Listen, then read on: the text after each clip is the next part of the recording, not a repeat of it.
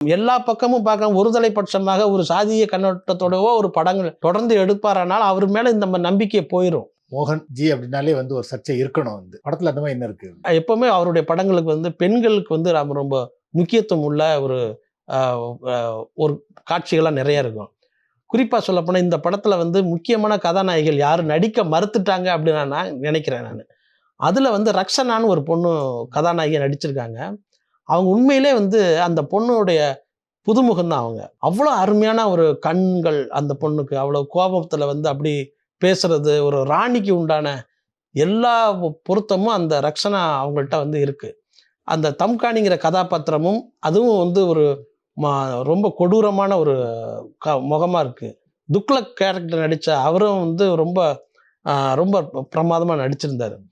அவரு இந்த சமூகம் இந்த இங்கே உள்ள ஜாதிய பிரச்சனைகளையும் இது மாதிரியான ஒரு சர்ச்சைக்குள்ளே மோகன் போகாமல் ஒரு தன்னை வேறு ஒரு தனித்துவம் உள்ள ஒரு இயக்குனராக அந்த மாதிரியான கதைகளை தேடி போனால் உண்மையிலே தமிழ் சினிமாவில் நம்பகத்தன்மை உள்ள ஒரு நல்ல இயக்குனராக மோகன் வர்றதுக்கான வாய்ப்பு இருக்கு.